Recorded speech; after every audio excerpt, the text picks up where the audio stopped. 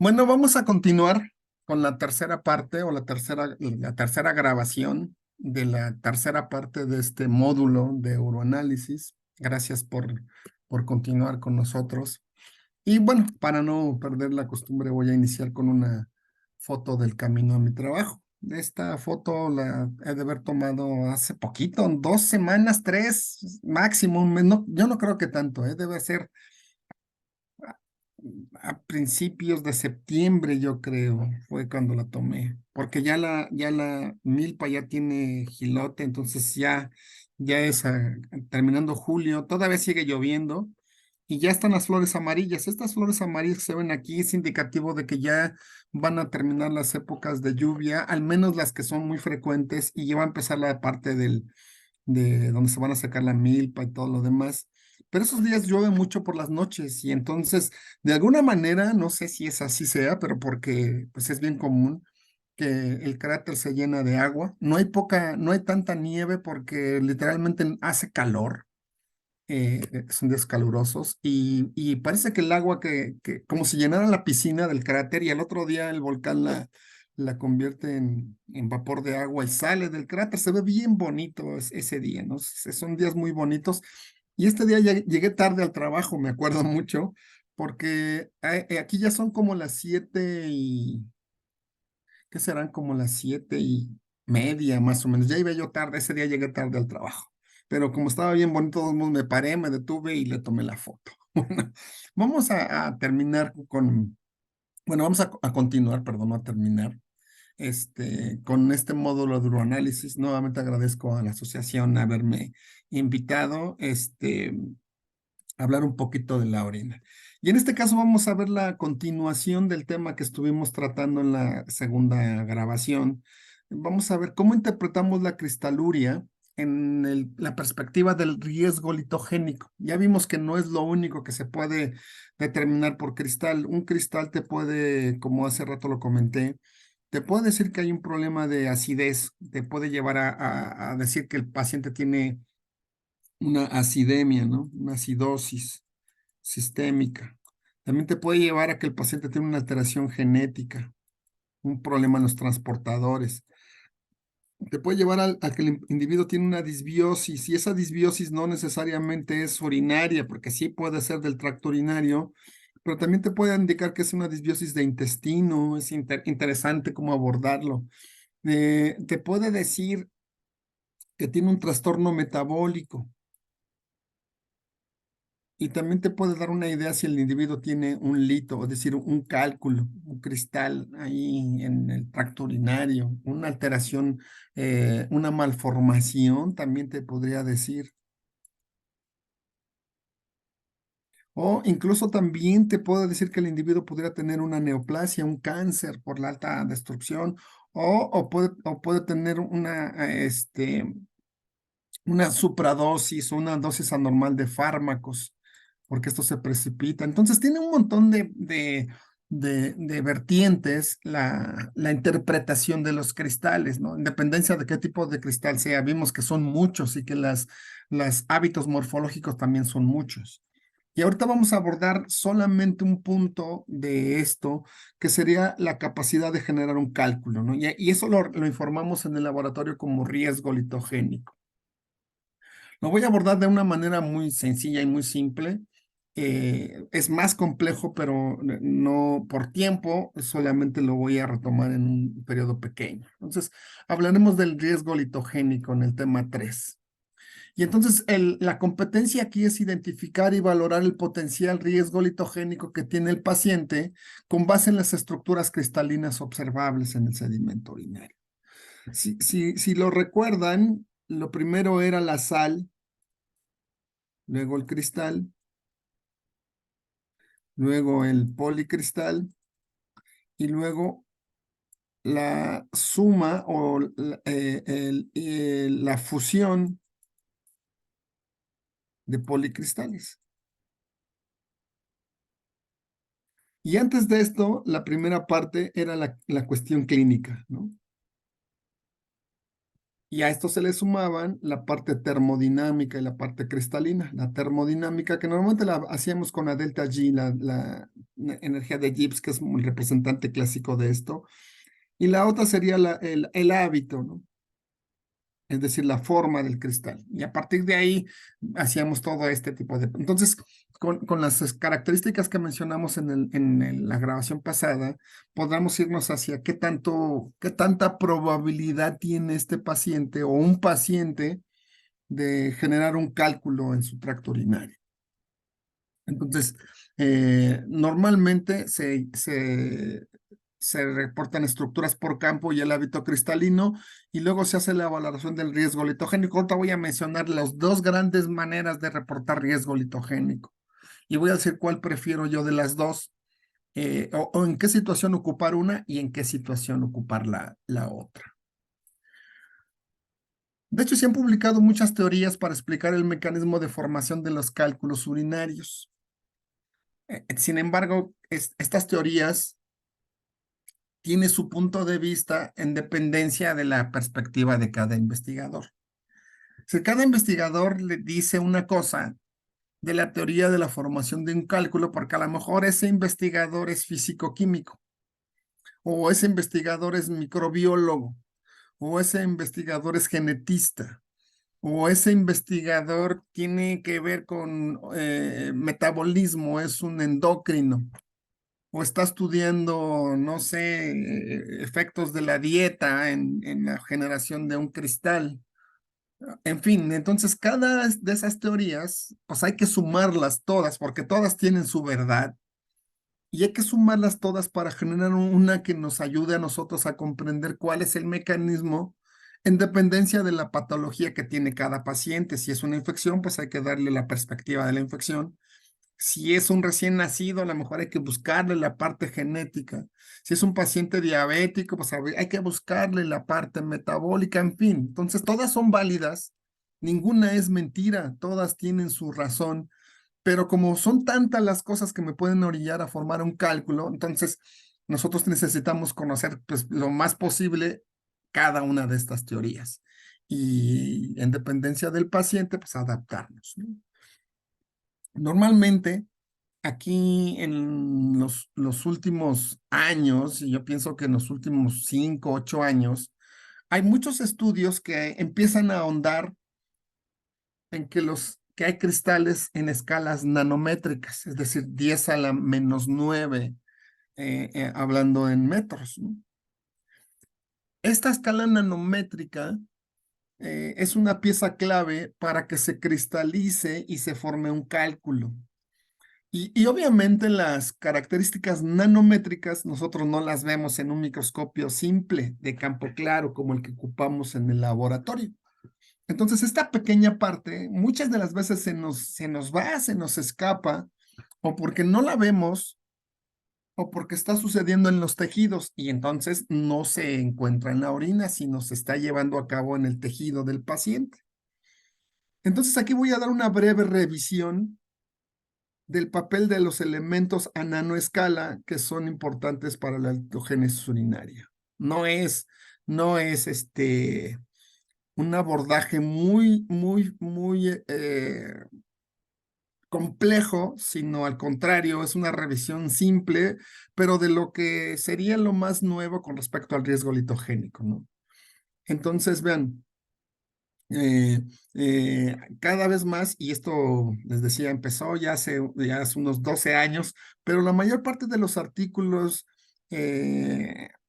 empiezan por ahí del 2015, 2014, 2017, y cada vez hay una mayor idea de que los cristales pequeñitos son grandes responsables de que un individuo tenga litiasis, y muchas veces son a los que menos le hacemos caso. Entonces, ahí queda la literatura de que hay grandes teorías al respecto, ¿no? Aquí, por ejemplo, el primer autor habla de su característica de elementos traza en la litogénesis, es decir, habla, por ejemplo, del plomo, del zinc, del manganeso, de ese tipo de elementos traza y cuando se modifican, ¿cuál es el impacto en la litogénesis? El segundo autor habla de qué es primero, el huevo o la gallina, en el sentido de qué se genera primero, un cristal chiquito o un cristal grandote, y a partir de ahí cuál es la causa del proceso. El tercer autor que puse habla de las placas de Randall, que tienen mucho que ver con la anatomía del individuo, si es gordo, si tiene alguna alteración de estructura, pues, del riñón, ¿no? El riesgo, por ejemplo, en el embarazo, o el riesgo de una inflamación intestinal, cómo modifican el acomodamiento de los órganos en el interior de la cavidad, y eso cómo te puede llevar a generar litos. El cuarto, del doctor Wong, habla del trastorno metabólico, neurolitiasis. El quinto, de la doctora Liana, habla de los polimorfismos de los transportadores de solutos, en este caso el SLC26A6, que es un regulador de las concentraciones de calcio. Entonces, aquí tiene mucho que ver con cuestiones genéticas. El sexto, la doctora Andrea Ticienesi, habla de la microbiota intestinal en el eje riñón-intestino, en la formación de los cálculos. Les decía que la disbiosis no nada más es urinaria, sino intestinal. El antepenúltimo, perdón, el penúltimo habla de la uromodulina, que es una mucina, es una secreción de mucina. Entonces, aquí habla desde la perspectiva de nuestros protectores antilitiásicos. Y el último habla de potenciales nanofármacos o potenciales precursores de procesos de anticristalización a partir de algunas algas o medicina verde, más o menos, que es lo que entenderemos aquí. Entonces ven cómo hay un montón de enfoques para poder hablar de la litiasis, y entonces voy a hablar de algo muy, muy simple al respecto, ¿no? Lo ponemos aquí, la cristaluria la ponemos aquí, lo que vimos en la grabación pasada, y después informamos el riesgo litogénico, ¿no? Aquí está, el riesgo litogénico. Y ya ponemos si se observó o no se observó.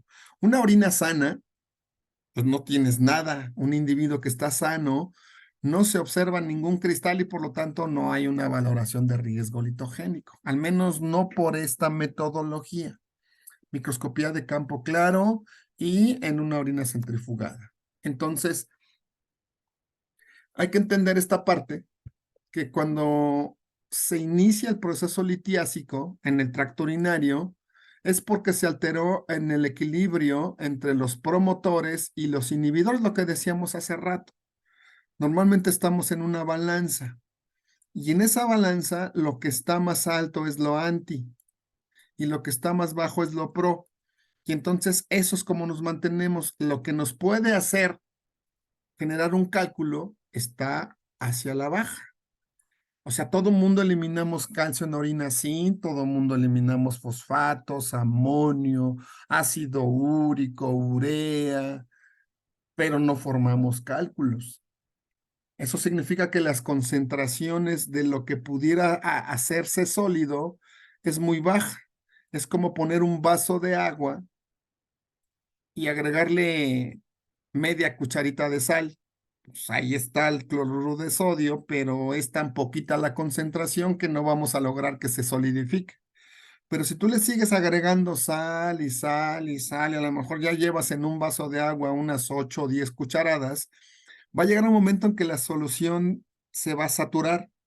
Le agregas más sal y vas a empezar a ver que ya los cristales no se deshacen, incluso ya se están ahí. Eso significa una sobresaturación. Entonces, en un individuo sano, aunque haya cristales, o perdón, aunque haya sal, no está sobresaturada, y por lo tanto, pues no se genera un cristal. Aparte, nuestro sistema está con una gran concentración de inhibidores. Fosfatos, pirofosfatos, mucinas, proteínas que sintetiza el propio sistema, como la europantina, el ácido gálico, la nefrocalcina, o algunos otros polisacáridos.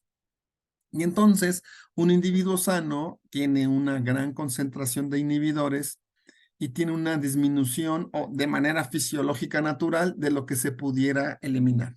Entonces, ¿todos somos potencialmente litiásicos? No, no si estamos en un estado de salud sano para este tipo de procesos. ¿Podemos modificarlo? Sí. Ya vimos esta imagen y hay un montón de causas en las cuales se pudiera modificar y es una imagen muy bonita porque representa muchas de las causales de que un individuo tenga litiasis, ¿no? Un individuo que le crece ácido úrico, a lo mejor no en la orina, a lo mejor le crece en el codo, en el brazo, en el dedo, en los dedos de los pies, la famosa gota, pues habría que buscar una alteración atrás, ¿no? No es que nada más le creció el cristal y ya, sino cuál fue la que originó que ese ácido úrico se concentrara tan alto a nivel de la sangre, ¿no? Entonces, es el resultado de algo, la presencia del cristal, y siempre hay una explicación detrás de él, ¿no? Entonces, todos los cristales siempre empiezan con algo muy, muy, muy pequeño, ¿no? Y después esto va a crecer y crece y crece y crece hasta generar un cálculo. Entonces empiezas con pequeñas cosas en concentraciones nano, tamaños nano, y luego esto te va generando cristales y luego los cristales se van fusionando hasta generar un cálculo, ¿no? Que es la suma de un montón de eventos agudos. Ahorita lo voy a mencionar un poquito.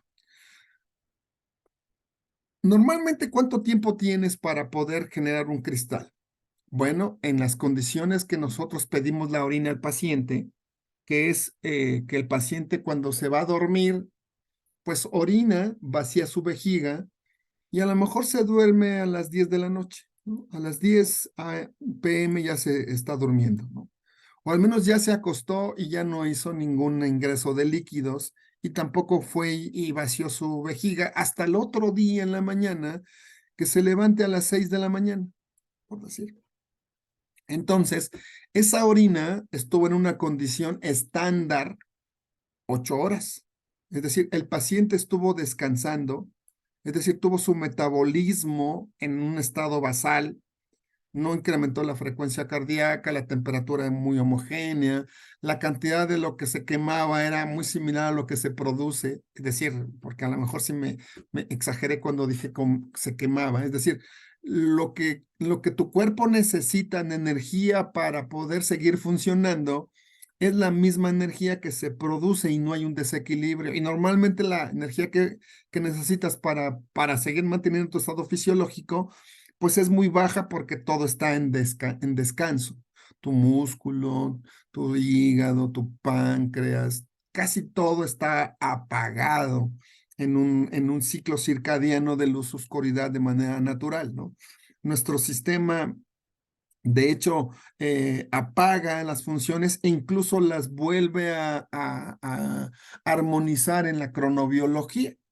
Esa es la gran idea del por qué tienes que dormir con luz apagada, nada de televisión, ni nada de sonidos, ni nada que perturben, porque eso hace que nuestros relojes biológicos de todos nuestros tejidos vuelvan a entrar en sincronía a partir de la melatonina, que es la que va a generar todo este mecanismo que desencadene una armonía en los tejidos o se vuelvan a armonizar los tejidos que a lo mejor fueron perturbados porque tuviste un día de estrés.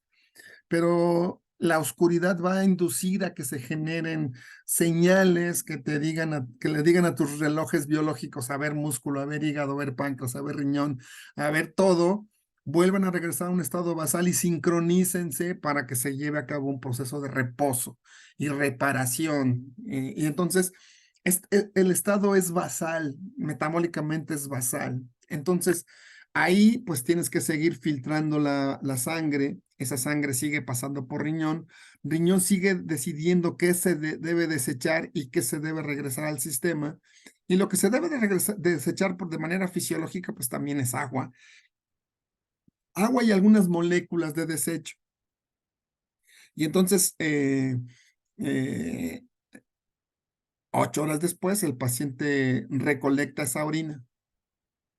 Si todo está funcionando bien, es decir, el individuo está en homeostasis, no va a haber nada en la orina, es decir, todo está bien. Los inhibidores están haciendo su trabajo y no hay gran cantidad de promotores, por lo tanto la orina no tiene cristales ni algún indicador de que hay daño. Pero si el individuo tiene una patología, independientemente que haya estado descansando, va a generar cristales. Y esto es una cuestión muy interesante porque esos cristales que estamos viendo en la orina del paciente se generaron en un estado de horas, es decir, 8 horas tuvo el cristal para poder generar el tamaño que tiene.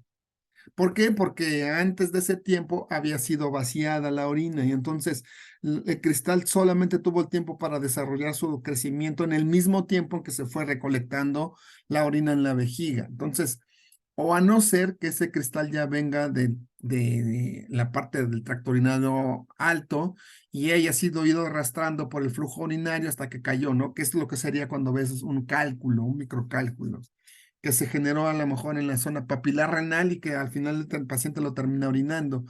Pero si no, la mayor parte de los cristales o policristales que ves, el evento es agudo, es decir, solamente son horas que tiene para formar.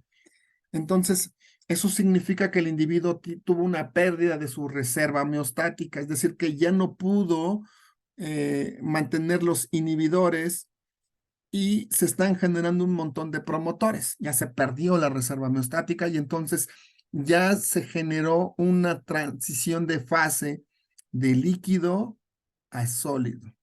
Y esto es un evento agudo. Y por lo tanto es una huella del estado metabólico del individuo, del estado de la patología que desencadenó esto, de la disbiosis, de la genética, de la dieta, de la patología crónico-degenerativa, en fin, de todo lo que habíamos, es una huella de que eso está pasando. Y entonces me puede formar un sólido, y ese sólido puede ser no cristalino, es decir, no tener una forma, y nosotros le decimos amorfa, pero no tiene una forma otra vez porque son de escalas muy pequeñas, son de escalas nanométricas. O puede ser un sólido cristalino que sí tiene una forma, es decir, escala micrométrica. Y a partir de ahí nosotros lo conocemos como cristal, si sigue creciendo policristal, y ahí el policristal puede ser macla o drusa, o puede ser una microconcreción. Y entonces nosotros podríamos, a partir de esa interpretación, saber qué tan severo está el problema en el paciente, porque ya hemos visto que a medida de que va incrementando el tamaño o la diversidad de cristales, el paciente pues tiene una mayor patología detrás de él en el diagnóstico de la cristaluria, ¿no? Ahora, el reto es cuál es la patología y entonces habría que reconocer las estructuras. Hay muchas estructuras de tipo esferular en la orina y cada una tiene un origen metabólico o clínico diferente, ¿no? El primero que estamos viendo es la 2,8-hidroxiadenina. Y aquí es una alteración genética. Sí hay una alteración genética adquirida y es una hepatopatía, y hay otras alteraciones que netamente es un problema genético por la deficiencia de una enzima que cataliza la conversión de la adenina a inosina. Entonces, es grave el proceso. Entonces, en dependencia de si es un adulto, lo más seguro es que sea una hepatopatía. Y si es un niño, entonces lo más seguro es que sea una cuestión genética. Y es un trastorno grave porque esta estructura, que al principio parece un hermoso cristal esferoide, a la larga puede generar cálculos a nivel renal porque este problema es netamente a nivel renal. Hepático renal es, se genera en el sistema, pero precipita en el riñón. Y entonces es un enorme problema no tener esa enzima porque precipitaría. Eso será como la aplicación de esto. El segundo, pues, sería el fosfato cálcico hidroxilado, la hidroxiapatita, ¿no? Y aquí tendríamos la presencia de dos buffers, el fosfato y el grupo hidroxilo. Y entonces cuando tenemos esto, una de las patologías a las que habría que pensar es un desequilibrio ácido-base, ¿no? O infecciones que también alcalinizan la orina y podrían llevarme a ese proceso, pero es muy común en el equilibrio ácido-base y es un equilibrio ácido-base crónico. Entonces, estos cristales aparecen muy comúnmente en individuos que tienen desequilibrio ácido-base ya en una ruta más a la cronicidad. Y normalmente significa que el individuo está degradando su hueso para poder mantener la excreción de fosfato como buffer urinario. Y entonces los pacientes habrá que correlacionarlos con que tienen fragilidad ósea, osteopenia o han tenido fracturas de manera rutinaria. Pues por ahí podría ir el asunto. El otro pues es el ácido úrico con amonio. El, el, el biurato de amonio, como lo conocíamos, pero no es, es que a veces esos nombres que les pusimos hace muchos años, pues, tenían una razón de ser, pero pienso yo que actualmente hay que poner el nombre que indique qué es y que te diga potencialmente de dónde viene. Y entonces ácido úrico te indica rutas de un montón de sitios y el amonio te indica netamente equilibrio ácido-base. Y entonces el paciente puede tener dos cosas, que este cristal esté por equilibrio ácido-base, y entonces estás eliminando ácido úrico y estás eliminando amonio como parte del equilibrio ácido-base. O que pueda tener una alteración metabólica y entonces elimines ácido úrico y que tengas una infección y entonces generes amonio a partir de una bacteria uralítica. Y entonces es otro completamente el diagnóstico. El otro sería la presencia este también es urato amónico, es urato con amonio, nada más que en su forma más esferular y aquí tengo el urato amónico más en su forma espidínica, pero estos dos son los mismos y entonces el significado sería el mismo. Ah, ya sé por qué puse los dos.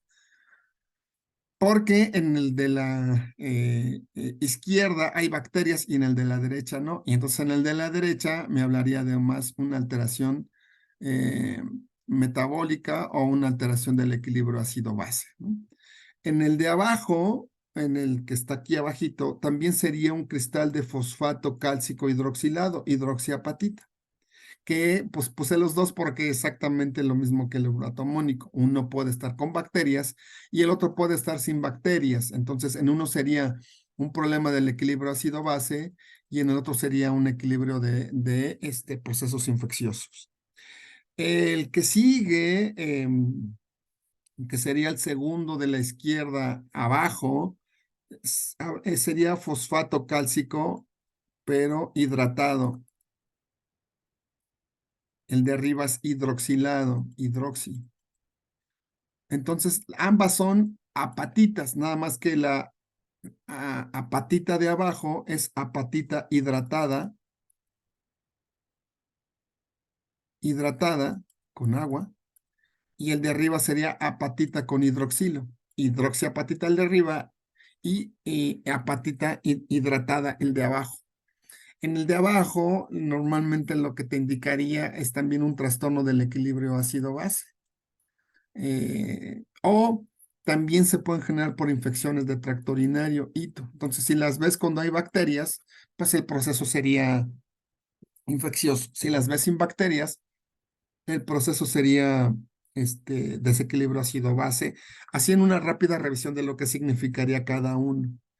El tercero de la izquierda, de izquierda a derecha, sería un policristal, todos son policristales los que estamos viendo, ¿eh? Y por eso cada uno tendría su significado clínico. Este sería un policristal de oxalato cálcico monohidratado, pero, pero sería un policristal, ¿no? Un poli. Todos son policristales de oxalato y se ve muy clara la parte del centro que es un cristal de oxalato monohidratado y luego cómo va creciendo de forma radial concéntrica. Este cristal te indicaría un trastorno metabólico. Por lo general es un problema metabólico, aunque hay alteraciones genéticas que te llevan a este tipo de procesos, pero en lo general es un trastorno metabólico o un proceso inflamatorio. Ese tipo de cristales son bien comunes de ver en individuos que están en una insuficiencia renal aguda en curso, ¿no? Entonces, ese sería como el significado de esto. Y el último, pues es una sulfa, es decir, un fármaco. Y entonces el riesgo sería originado por la incapacidad del sistema de solubilizar o que el individuo está sobredosificándose de fármaco y su sistema no es capaz de solubilizar. Entonces, esa sería como la interpretación clínica de cada uno de estos policristales. Ahora, a esos hay que sumarles el riesgo litogénico. Y de estos, quien tiene el mayor riesgo litogénico es este. Este es el que lleva el número 1. ¿Por qué? Porque es altamente insoluble y altamente precipitable en riñón. Entonces ese sería el número 1. El número 2 sería este. ¿Por qué? Porque este también tiene a hacer precipitaciones renales de manera muy intensa y daña el tejido. Eso sería el, el número 2. El número 3 de todos estos sería la hidroxiapatita, cualquiera de estos dos, pero me voy pues, sobre que tiene el trastorno metabólico. Entonces, si no hay bacterias y tú ves este tipo de cristales, el individuo tendría un alto riesgo de generar un cálculo a nivel renal. Y ya todos los demás serían cálculos no renales, sino de cavidad, es decir, la pelvis renal, el uréter, la vejiga o incluso hasta la próstata.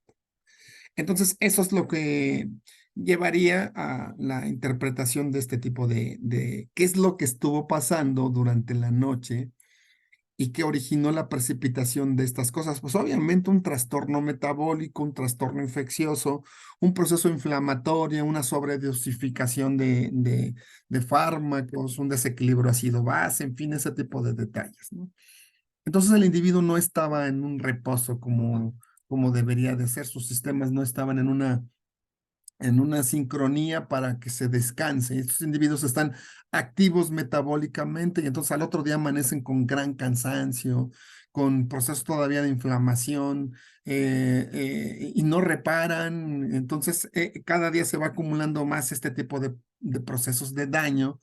Haciendo que el evento de eliminar las causas sea cada vez más complejo.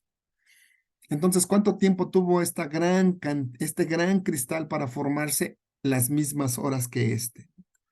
Este que está en blanco tuvo el mismo tiempo que este que está en amarillo. Sin embargo, las condiciones de crecimiento de este y de este indican que este tiene más tiempo de haberse estado formando. Es decir, tal vez este lleve 3 horas de formación y este lleve 6, 8 horas de formación, este lleve ventaja en cuanto al tiempo de formación.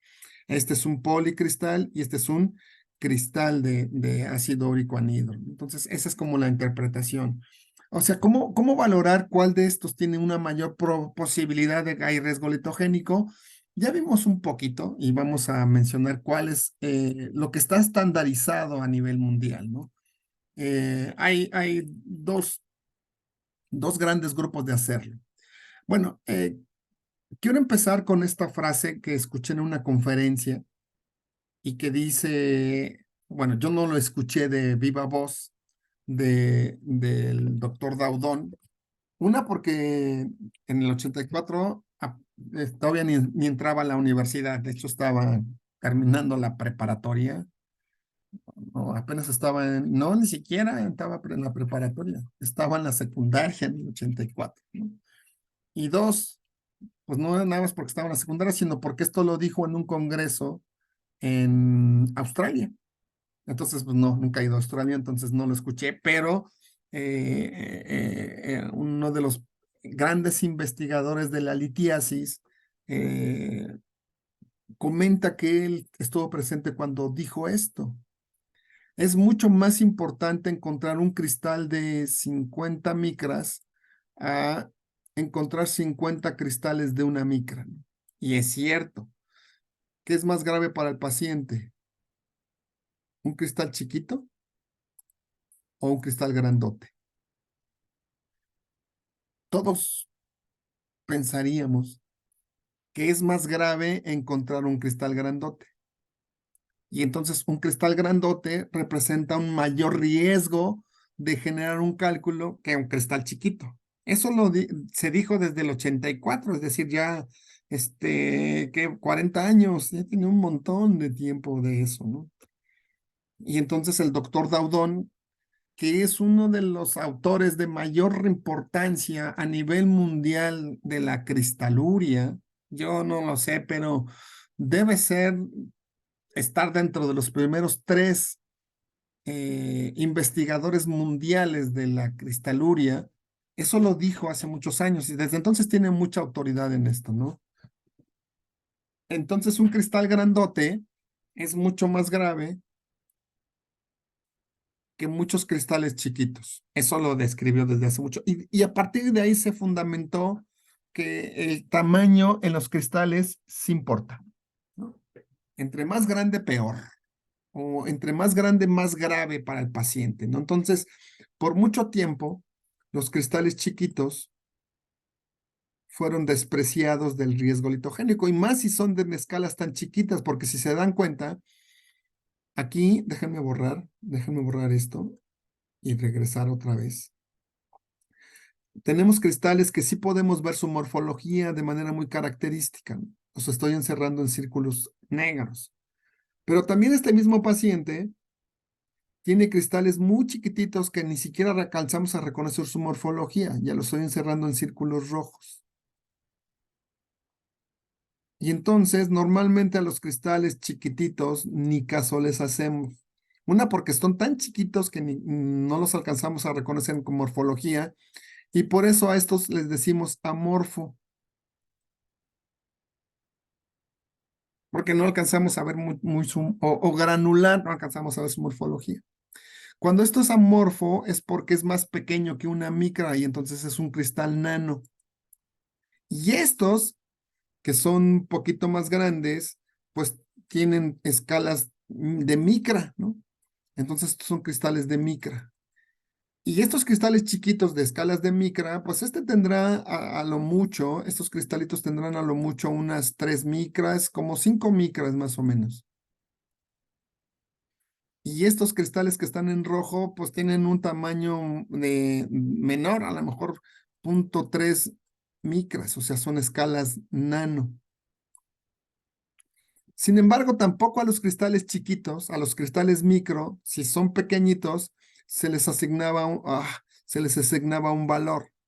Para que un cristal de esta característica de oxalato cálcico tuviera una posibilidad de generar un cálculo, tendría que tener más de 25 micras, es decir, tendría que tener un tamañote por acá sí. Entonces, si son cristales chiquitos, no tenían razón de ser, y menos si son cristales nano. Tendrían que tener un tamaño y se basó en esto que decía el doctor Daudón. No es relevante o no es tan grave ver cristales chiquitos y es mucho más severo ver un cristal grandote, ¿no? Entonces, cuando vemos un cristalote de esta magnitud, de hecho ya este es un policristal, pues esto sí tiene una altísima relevancia para el riesgo litogénico. ¿Sí? ¿Por qué? Porque es un cristal gigante y aparte no es ya un cristal, sino un policristal. Y es más grave tener un policristal que tener un cristal. ¿Sí? Y entonces a partir de ahí se empezó a generar el riesgo litiásico. Y se empezó a decir tamaños, formas, policristales, número de policristales y en fin, ¿no? Aquí está otro ejemplo. No es lo mismo ver un cristal chiquito a un gigante. Obviamente el gigante tiene una mayor capacidad de generar un lito que un cristal chiquitito. Y ya no hablemos de un cristal nano. Un cristal nano, pues ya nadie le hace caso, ¿no? ¿Por qué? Pues está bien chiquitín. Aquí otra vez vemos cristales nano y no le hacemos caso normalmente, ¿no? Hay un montón de cristales nano. Pero hay un cristal grande, ¿no? Y este cristal grande sí te indica patología, ¿no? En el sentido de que es grave para el paciente tener este tipo de cristales. Y si ya son policristales, pues ya te indica más patología todavía para el individuo. Entonces, así fue como se generó el conocimiento de la probabilidad de que un individuo tuviera un cálculo a partir de los hallazgos de los elementos en su orina, ¿no? Entonces, se generó primero una manera y luego recientemente ya se generó una segunda manera. La primera manera de hacerlo era a partir del tamaño, el número, el espesor, si había policristales y luego la agregación de los policristales. Esta clasificación del riesgo litogénico se originó por el doctor Fernando Dalet hace también ya muchos años, que es otro de los grandes investigadores del tracto urinario a nivel mundial, junto con el doctor Daudón. Yo me atrevo a ponerlo entre los primeros 10 investigadores de esto. Es un tipo bastante bueno en lo que hace. Eh, Todo el mundo hemos aprendido de ellos, del doctor Daudón en sus artículos y en sus libros, y el doctor Dalet en sus conferencias, ¿no? Yo no he tenido la fortuna de escuchar al doctor Daudón en alguna conferencia, pero sí conozco en persona al doctor Dalet y he escuchado sus conferencias ahora en línea, que ya se puso tan de moda, ¿no? Tan de moda que nosotros estamos en línea. Esa será la rutina y ese más o menos empezó por ahí de hace unos 20, 25 años que sacó esta parte de cómo evaluar riesgo litogénico. Y más recientemente tendrá unos 10 años, yo creo, cuando mucho. Hay otra manera de evaluarlo y esa otra manera de evaluarlo es en el volumen cristalino global. Esta manera de evaluarlo la propuso primero el doctor Daudón y luego la complementó el doctor Dalet. Se basa en el volumen del volumen del cristal de manera global y luego ya estudian el cálculo y luego ya hacen otros estudios de gabinete, ¿no? De urografías y esas cosas. Pero en el laboratorio podríamos sacar el volumen cristalino global y en el laboratorio podríamos evaluar el tamaño, el número, el espesor, la policristalización y la agregación. Entonces, el laboratorio podría ser de rutina el riesgo litogénico por la parte clásica y por la parte especializada el volumen cristalino global, que es lo que voy a abordar en los siguientes momentos, ¿no?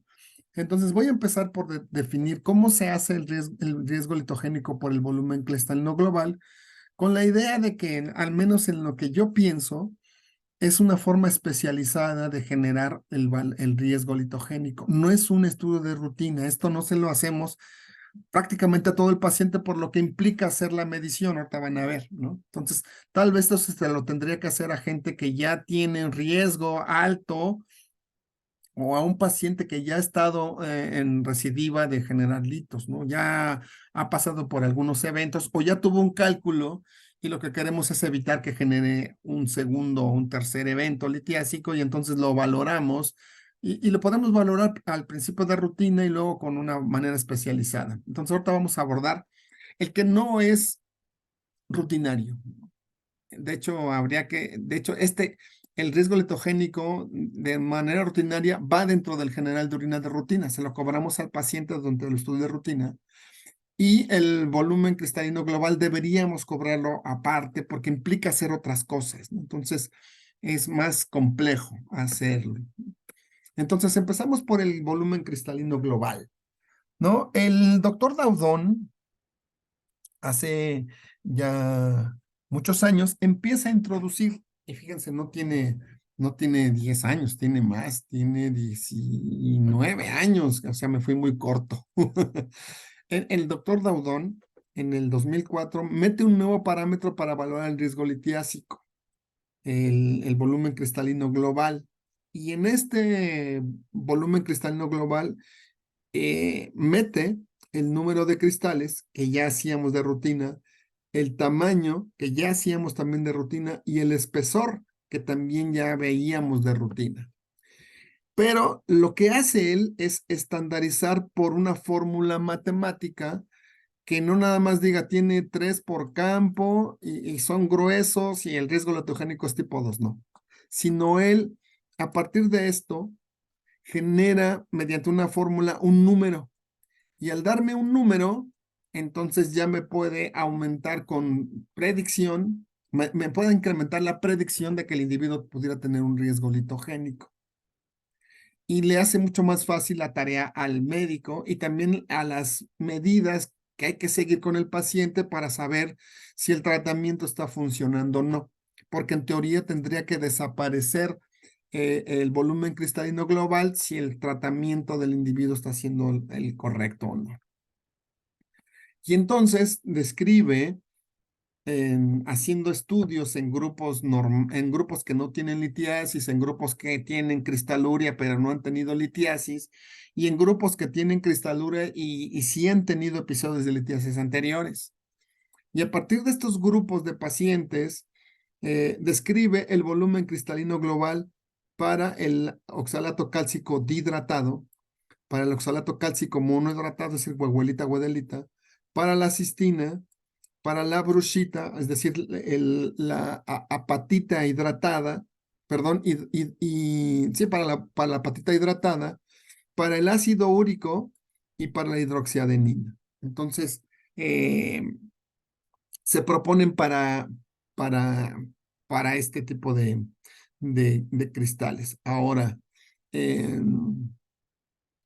vamos a ver que unos los hizo el doctor Dalet y otros los hizo el doctor Daudón en el propósito de esto. No hay para otros cristales, por ejemplo, no hay para fosfatos amónicos, no hay para fosfatos cálcicos hidroxilados, no hay para el ácido úrico amorfo, no hay diferencia entre el ácido úrico anhidro y el ácido úrico dihidratado.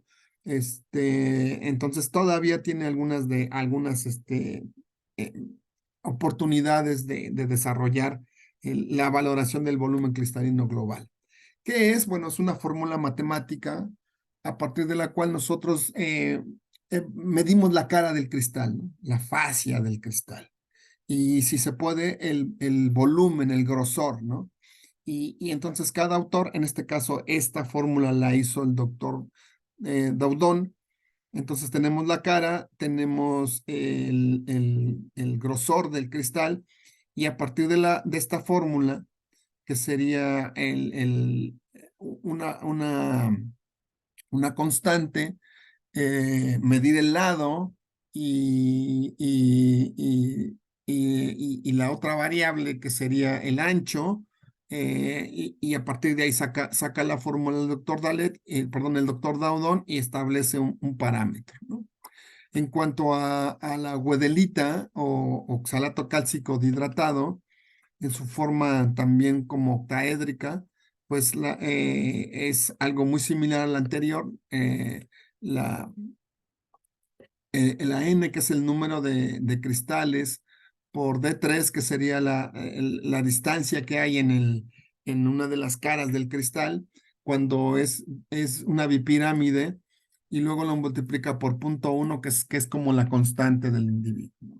Cuando la forma es dodecaédrica, es decir, tiene la base ancha, entonces aquí cambia un poquito el factor, ¿no? Y entonces ya puedes sacar el volumen cristalino global de, del paciente. En caso de que tenga los dos tipos, pues haces la suma de los dos, ¿no? Tanto el octaédrico como el dodecaédrico, porque hay individuos que tienen más de un tipo de cristales y lo hemos visto en los sedimentos urinarios de los pacientes, ¿no? Cuando es cistina, la fórmula cambia un poquito. N sería el número de cristales, D es la distancia o el tamaño en micras al cuadrado por 0.065, que, que es la constante, y E sería qué tan grueso está el cristal, porque hay cristales de cistina que no tienen grosor y hay cristales de cistina que tienen un grosor, y la E sería si tienen un grosor, pues se multiplica por el tamaño en micras, 1 micra, 2 micras, 5 micras, ¿no? Lo que te indicaría que pues es un policristal.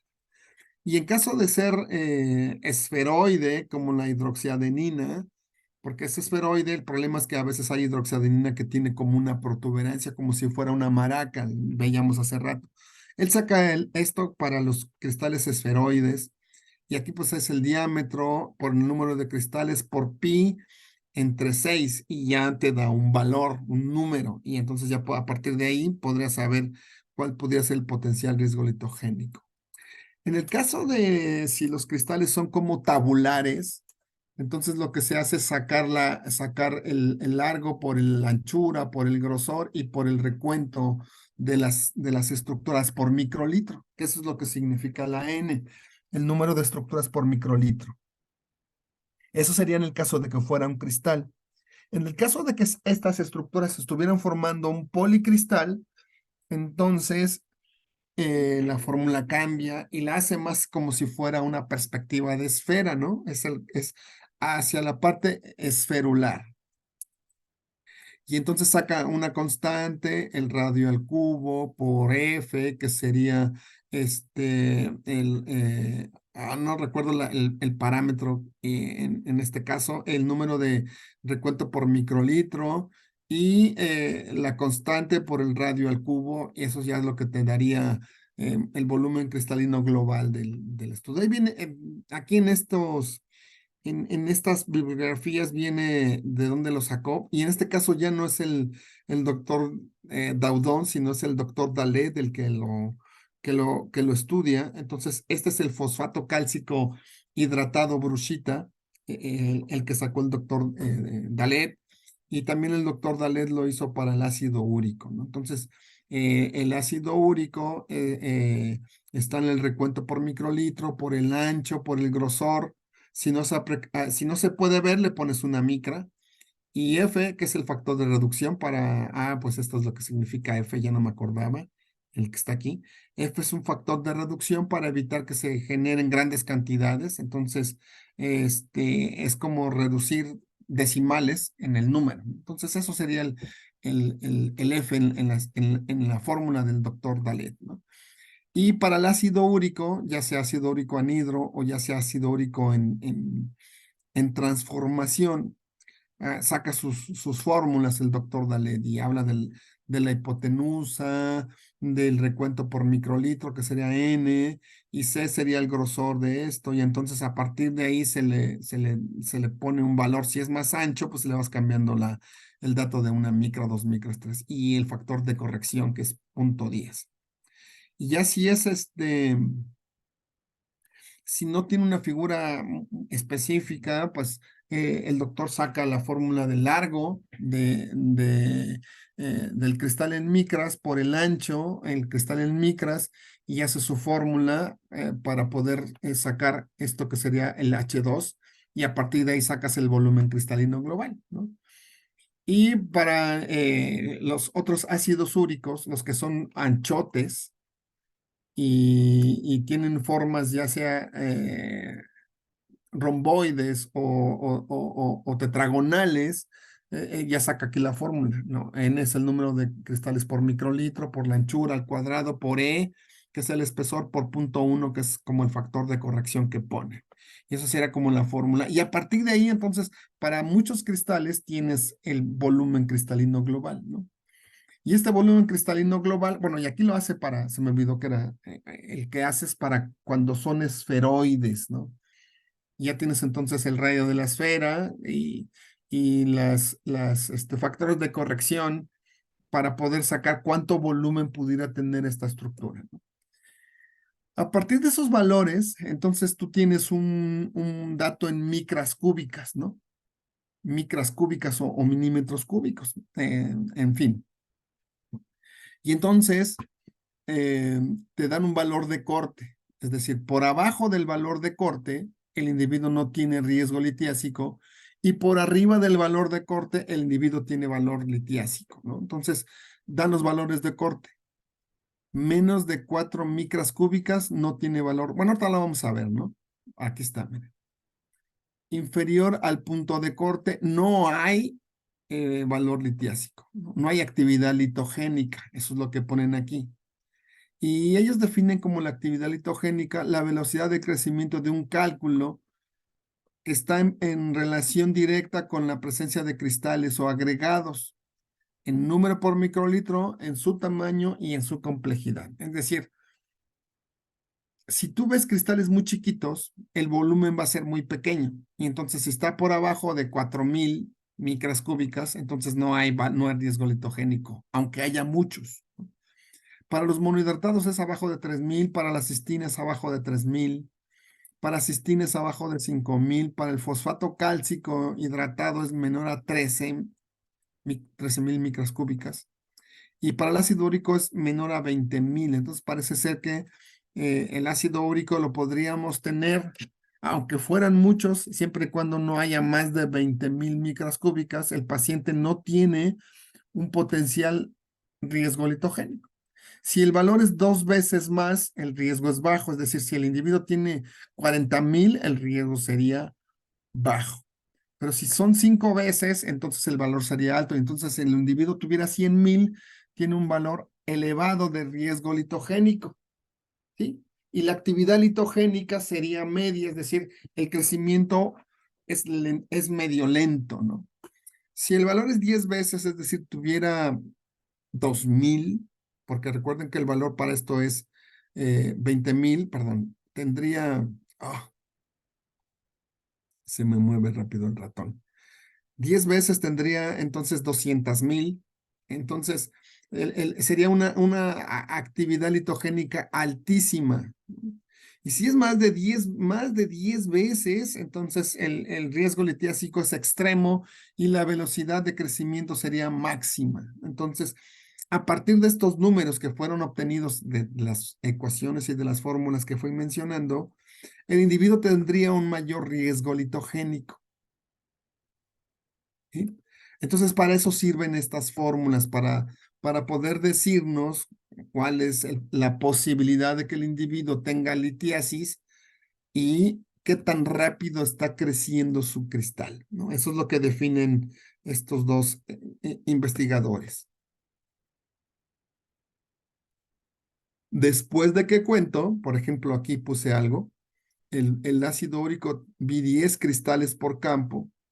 Por fórmula saqué el volumen cristalino global y me dio 764,500. Entonces, este valor es más de 20,000, entonces significa algo. Y ese valor es más de 10 veces el valor de corte, y entonces este paciente tendría una potencial litiasis en extremo. Eso es como interpretaríamos este tipo de manera de evaluarlo. Por lo tanto, no es una valoración de rutina, porque hay que tener las fórmulas, hay que tener un microscopio con micrómetro y hay que hacer el conteo de cuántos cristales hay por microlitro. Y entonces hay que tener una cámara especializada donde yo pueda contar cuántos microlitros hay en cada campo que estoy viendo, o tener una cámara que me diga esto es un microlitro. Y entonces a partir de ahí hacer todo este bagaje de cuentas en dependencia de qué cristales hay, con la idea de que no hay para fosfatos amónicos, no hay para fosfatos hidroxilados, no hay para ácido úrico amorfo, ni para ácido úrico, este, para fosfato amorfo, y tampoco hay para eh, policristales que son amorfos, porque recuerden que hay veces que se suman los policristales, sobre todo los fosfatos cálcicos, y hay un montón, son muchas esferitas. Y entonces, aquí, ¿cómo sacamos un volumen? Pues no lo hay, no lo hay. Aquí, pues simplemente es una estructura amorfa. Tal vez eh, todavía falte más investigación al respecto en esto, pero pues es el inicio de mucho de la valoración del riesgo litogénico, ¿no? Entonces, es como se reporta, y por lo tanto no es un estudio de rutina, es un estudio de más especialización que habría que cobrar aparte cuando un paciente o un médico lo solicite, ¿no? Lleva su trabajo, lleva su estudio, lleva su tiempo, entonces no es como un general de orina de rutina. Entonces, este estudio especializado del volumen cristalino global no va dentro de un general de orina.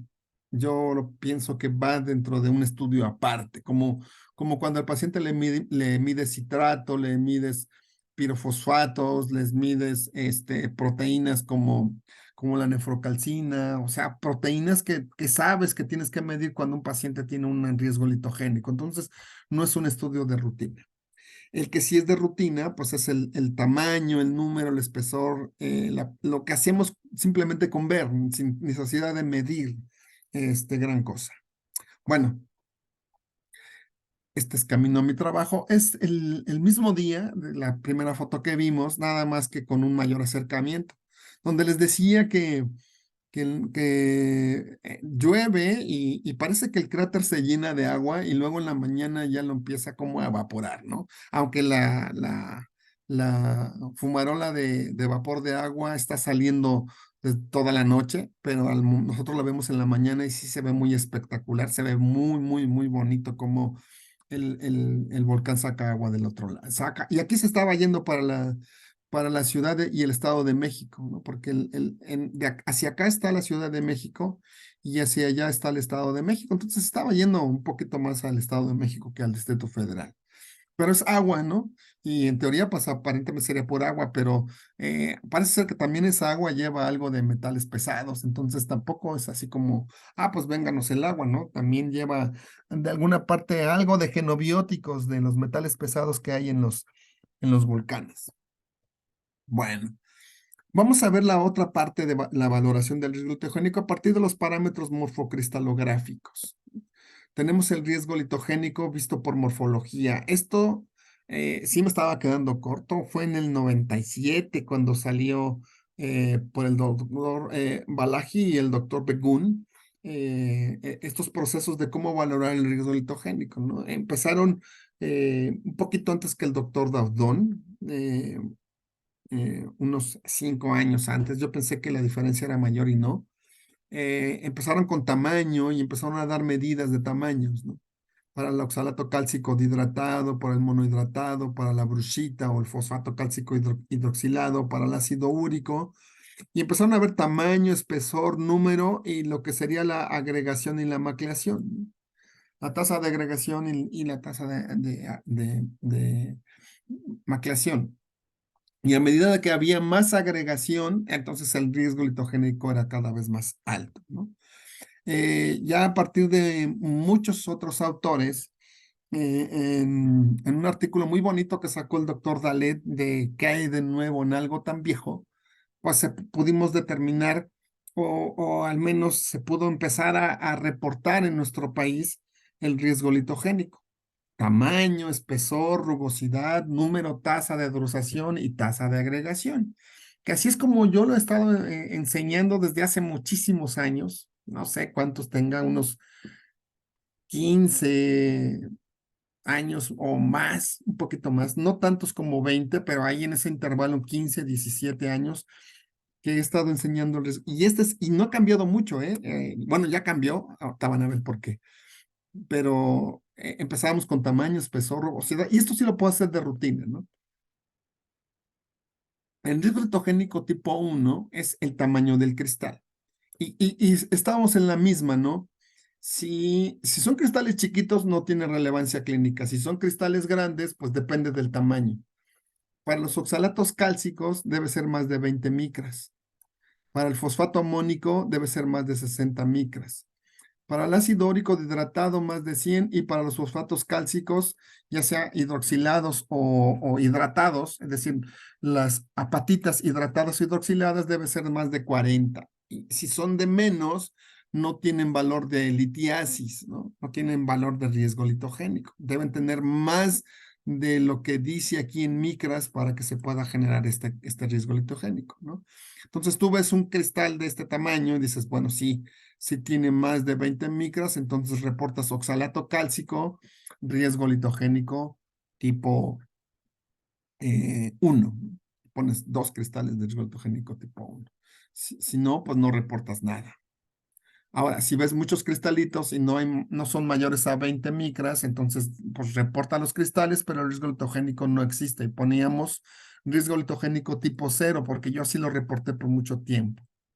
El riesgo litogénico tipo 2 habla de espesor y rugosidad, es decir, qué tanto se ensancha el tercer eje cristalográfico, es decir, la base de aquí, esta, esta, esta estructura base.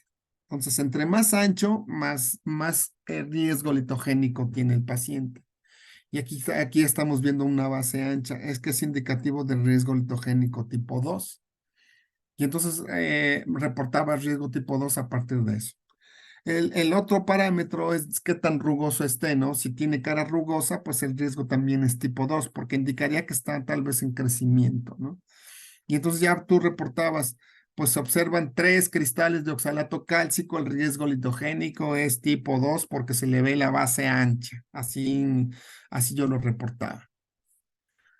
El riesgo litogénico tipo 3 indicaría el número de cristales, es decir, la presencia de más de 3 cristales con dimensiones significativas. Es decir, que tuviera un tamaño correcto o que tuviera una base ancha o tuviera una cara rugosa. Y a partir de ahí, ver más de 3 cristales en campo de 40 por indicaría riesgo litogénico tipo 3, ¿no? Y entonces aquí veo 3 cristales, ah, 3 cristales, la base ancha y aparte el tamaño. Entonces esto ya me indicaría, para un cristal sería el riesgo tipo 1. Para la base ancha sería el riesgo litogénico tipo 2, pero como tiene 3 cristales, entonces el riesgo litogénico es tipo 3. Y entonces yo reportaría, si esto fuera el promedio, cristales de ácido úrico anhidro, 3 por campo. Riesgo litogénico tipo 3, ¿no? Aquí, por ejemplo, el riesgo litogénico sería para el cristal de oxalato cálcico eh, dihidratado. Y aparte tienen la base ancha. Entonces yo reportaría, ¿no? Si el promedio sería 1, 2, 3, 4, 5, 6, 7, 8, 9, 10, 11, si fuera el promedio. Entonces yo reportaría oxalato cálcico dihidratado, 11 por campo. Oxalato cálcico monohidratado, 3 por campo. Riesgo litogénico tipo 3.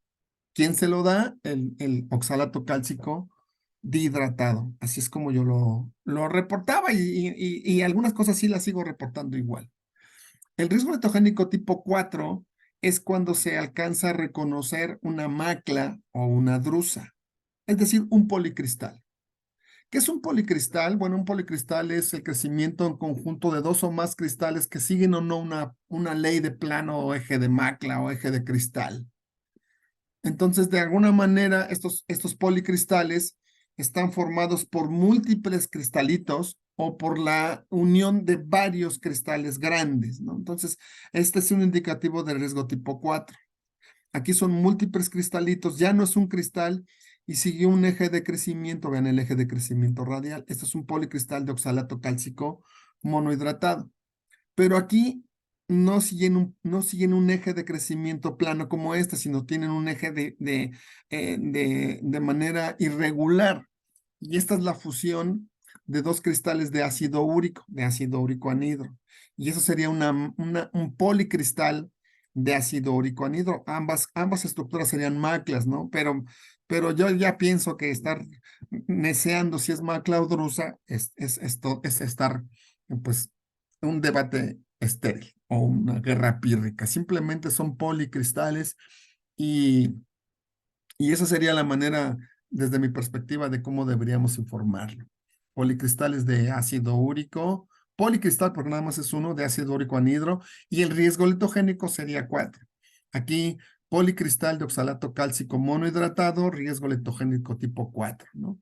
Aquí es una hermosa, con luz polarizada, es una hermosa drusa o policristal de ácido úrico anhidro, ¿no? Y el riesgo letogénico tipo 5 es cuando se empiezan a agregar o hay muchos policristales, ¿no? Si observas más de 5 policristales en un campo de 40 por, pues sería indicativo que el individuo tiene una gran cantidad de posibilidad de generar un cálculo, una microconcreción. Y aquí vemos un montón de policristales de fosfatos amónicos. Pues yo los podría contar y decir, son 6 cristales, 6 policristales de fosfato amónico magnésico, más fosfatos amorfos, y yo le pondría aquí 2 cruces, y entonces le pondría riesgo litogénico tipo 5. Aquí veo un montón de cristales de hidroxiadenina, y entonces yo reportaría cristales de hidroxiadenina más de 20 por campo, riesgo litogénico tipo 5. Y entonces queda muy claro que lo que comentaba el doctor Daudón hace muchos años, es más grave encontrar policristales y por eso el riesgo litogénico va aumentando, ¿no? que ver cristales chiquititos. Entonces, cuando encontrabas cristales chiquititos, pues decías que no tenían significado clínico. De hecho, eso se sigue diciendo del ácido úrico amorfo y del fosfato amorfo, es decir, que no tienen valor diagnóstico, ¿no? Y en eso se ha fundamentado la litiasis o el riesgo litogénico desde hace muchos años. Eh, el doctor Daudón lo comentó y a partir de ahí, en el 97, se empezaron a hacer las primeras determinaciones de la litiasis, ¿no? Sin embargo, esto viene del doctor Luis Cifuentes, que en el mismo año sacó un libro bastante hermoso que habla de la composición de la estructura de los cálculos renales, ¿no? Y ahí él, en uno de sus párrafos, eh, habla de que es muy evidente que cualquier crecimiento de un cálculo es muy lento, es decir, un cálculo, bueno, si hay un récord Guinness, porque también en algún momento de cuando leía de cristales, vi que el récord Guinness es un individuo que formó 12 cristales o 12 cálculos del tamaño de lentejas en un día, de un día para otro, ¿no? Entonces, pero eso es extremadamente raro y es una patología genética la que tenía ese individuo. Creo que formó más de 300 en su vida, ¿no? Pero hubo un día que formó, no me acuerdo si 11 o 8, por ahí así, pero formó, en un solo día formó una gran cantidad de cálculos. Aunque sea chiquitos, pero los formó, ¿no? Entonces, pero en lo general es un evento de años, meses a años. Entonces, cualquier investigación de la litogénesis hay que tener en cuenta esta latencia asintomática, ¿no? Es decir, empieza con algo chiquito y luego algo chiquito se va haciendo más grande y más grande y más grande y más grande y cada vez más grande. Esto va pasando en el transcurso del tiempo, ¿no? Entonces llega un momento en que esto se atora en el tracto urinario y ya te provoca toda la inflamación. Entonces, ¿cómo se llama? Esto sería como el, lo que comenta el doctor Luis Cifuentes. No porque no haya sintomatología, el individuo no tiene un cristal. Entonces, otra manera de abordarlo. Entonces, en la parte muy inicial, no vemos nada y por lo tanto el individuo es asintomático. Luego vemos sales, es asintomático. Vemos cristales, es asintomático. Vemos policristales, pues sigue siendo asintomático, pero cuando este se llega a atorar o obstruir algún sitio del tracto urinario, el dolor es terrible, ¿no? Es uno de los dolores más terribles que puede sufrir un individuo.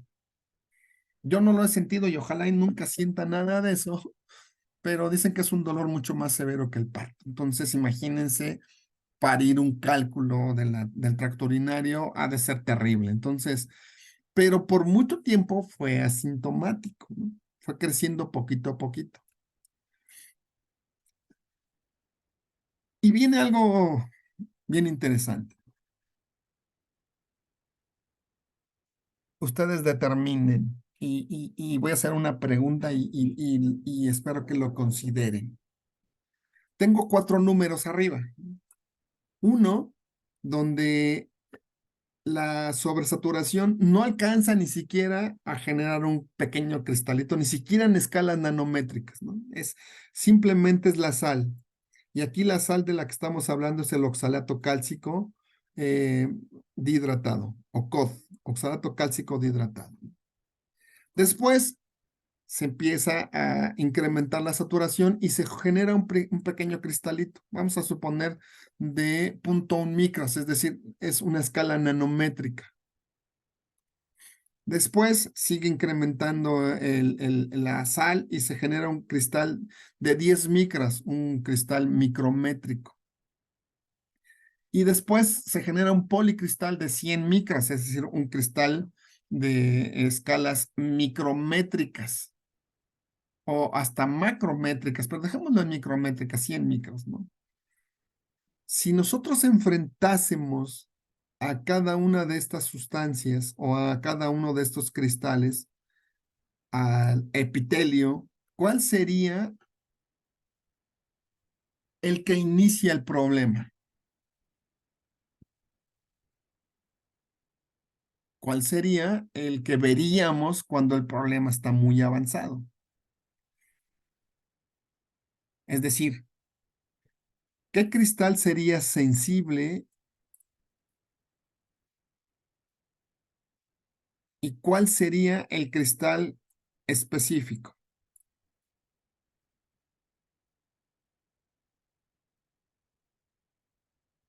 ¿Quién generaría los primeros eventos de daño sobre el tejido, que es a partir del cual se lleva a cabo la incrustación de los cristales y a partir de ahí la litiasis, ¿no? Y entonces, cristales chiquitos, de escalas nano, o cristales grandes, de escalas micro. Pues eso lo comentó y lo dijo con mucho énfasis el doctor Dalet, ¿no?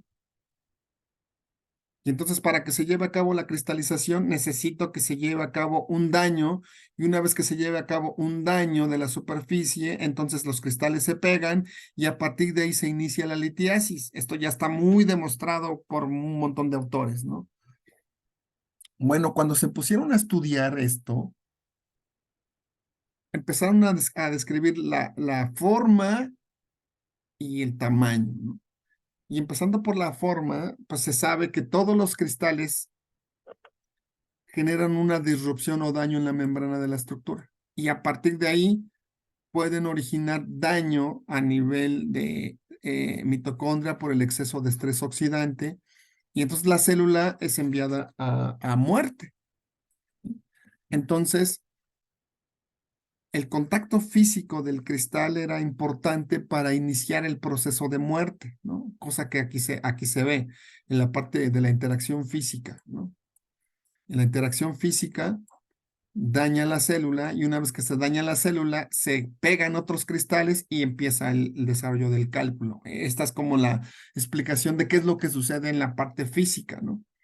Y empezaron a encontrar, pues, si la forma es importante para que se genere o no un cálculo.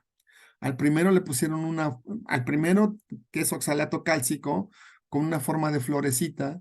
El segundo, o el B, es una forma de estrella.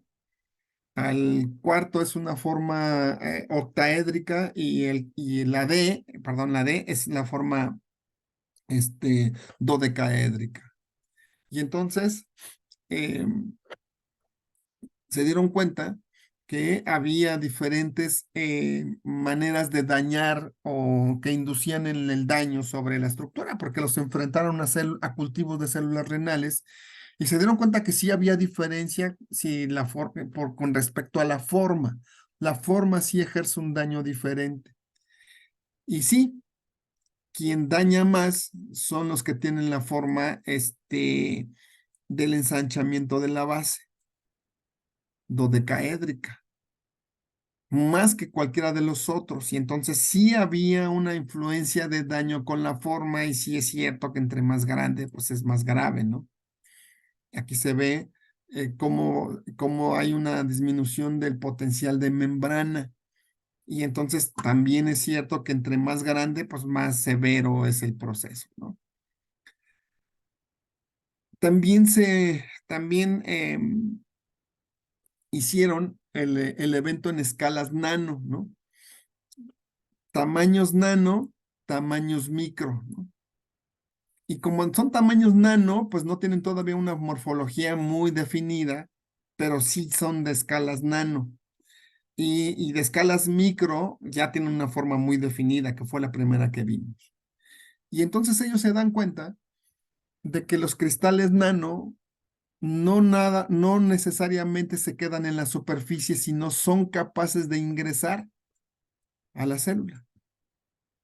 Y cuando ingresan a la célula, pueden dañar la actividad lisosomal o dañar la mitocondria o incluso dañar directamente el DNA como molécula o incluso como sal, la propia sal del oxalato cálcico monohidratado o dihidratado podría dañar la arquitectura celular, lisosomal, nuclear y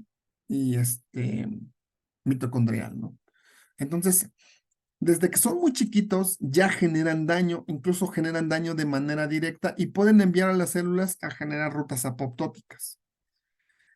Cosa contraria a los cristales grandotes porque ellos dañan físicamente y luego a partir de se va generando poco a poco el daño.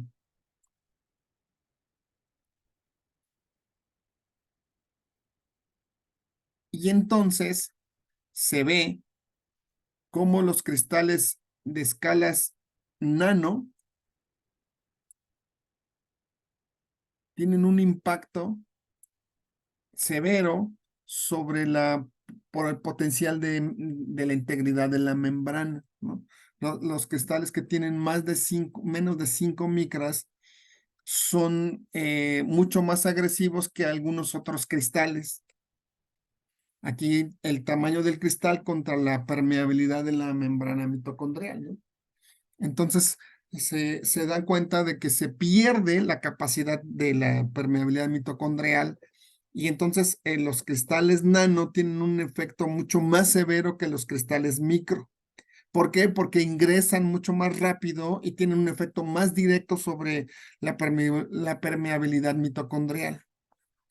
Y entonces, vean, mientras los cristales micro mandan a la célula a rutas apoptóticas, los cristales nano mandan a las células a morfologías necróticas. Y entonces, entre más cristales nano haya, más cristales chiquitos haya, como estos pueden entrar directamente a la célula, el efecto es mucho más rápido que esperar a que se dañe la membrana y se origine la secuencia del daño. Entonces, es mucho más severo ver cristales chiquitos en escalas nano porque hay más necrosis que apoptosis, ¿no? Entonces los cristales de manera nanométrica tienen más posibilidades de internalizarse por las células que los cristales micrométricos, y eso es bastante lógico, ¿no? Pasa más rápido una canica en una puerta que un auto, ¿no? Es una analogía bastante burda, pero es cierto.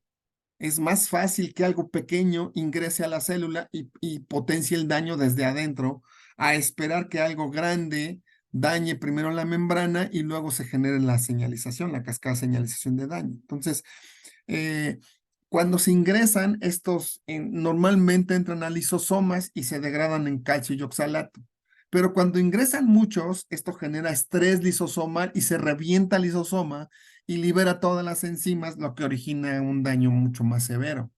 Entonces, es más grave ver muchos cristales chiquitos que pocos cristales chiquitos porque saturan la capacidad de defensa celular. Y entonces pueden incrementar la apoptosis o incluso la necrosis si son muchos. Pueden dañar gravemente el potencial de la membrana mitocondrial y entre más chiquitos sean, más se daña el asunto. Y pueden inducir la translocación de fosfatidilcerina e inducir su proceso de fagocitación. O pueden ingresar al núcleo y fragmentarlos en internucleosómicos de 180 pares de bases, que generaría una estructura muy similar a la ruta apoptótica provocada por las DNAsas. Entonces, los cristales nano son tan dañinos como los cristales micro, pero estos tienen un efecto mucho más directo sobre la arquitectura. Y aquí los tenemos, 50 nanos, 50 nanos, 10 micros. Estos los vemos al microscopio, estos no. O si los llegamos a ver, son pequeños puntitos que ahí ni quien les haga caso. Sin embargo, si entran muchos, no es la ruta apoptótica. Si entran muchos, la ruta es más hacia la zona necrótica. Por eso es muchísimo más grave verlos en esa escala, ¿no? Ahora, también en los cristales de oxalatos pueden inducir no nada más la expresión de fosfatidilcerina, sino dañar lisosoma, dañar mitocondria y esto provocar un proceso inflamatorio mucho más severo. Entonces, los cristales chiquitos también tienen una interpretación de daño en el individuo. No es nada despreciable la presencia de estos cristalitos. Bueno, ¿qué con respecto al ácido úrico?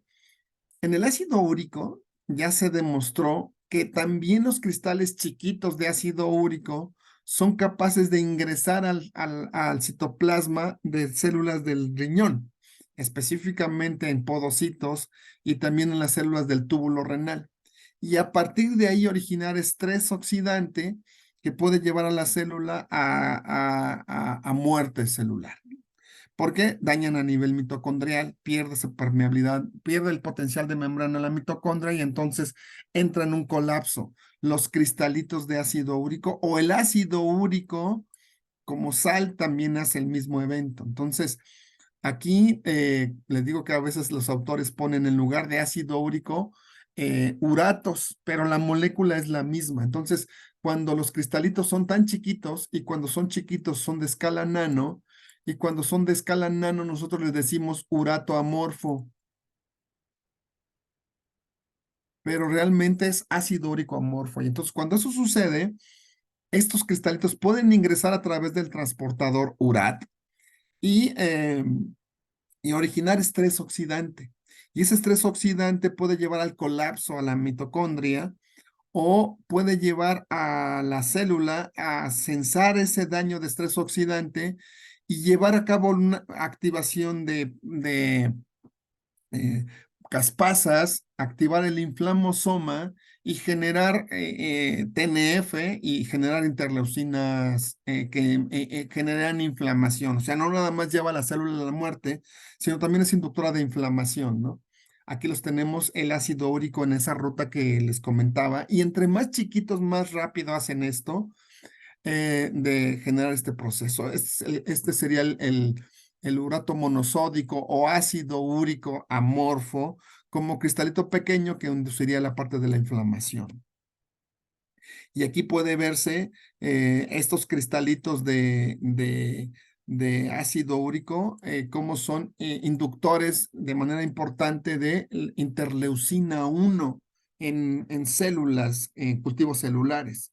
Y los fosfatos cálcicos también son inductores de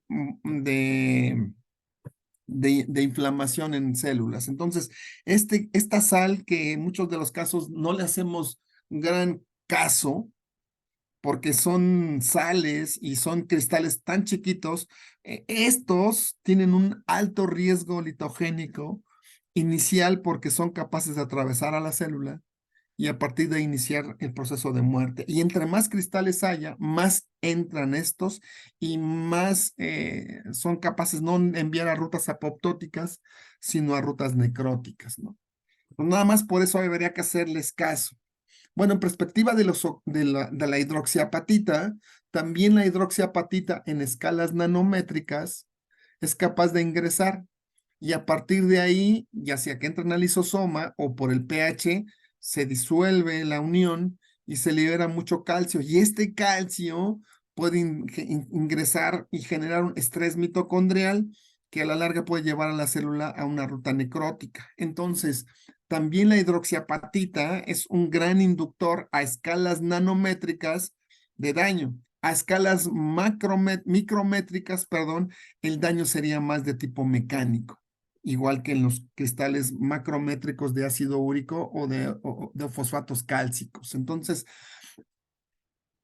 aquí tenemos las escalas nanométricas y vean como nosotros lo vemos como amorfo, ¿no? Aquí vemos la estructura amorfa, pero cuando hacemos la microscopía y vemos su escala nano, realmente son esferitas, realmente no es que no las veamos, sino literalmente lo que hacemos es, como son tan pequeñas, vemos grumos, pero realmente tienen una forma esferular.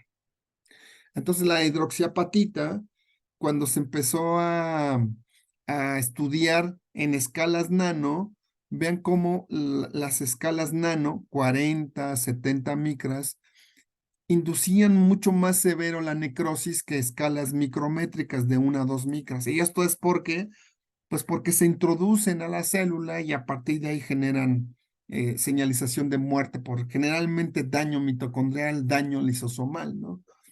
Entonces, muchos de estos cristales que ya vimos, hidroxiapatita, ácido úrico, amorfo y los oxalatos cálcicos, son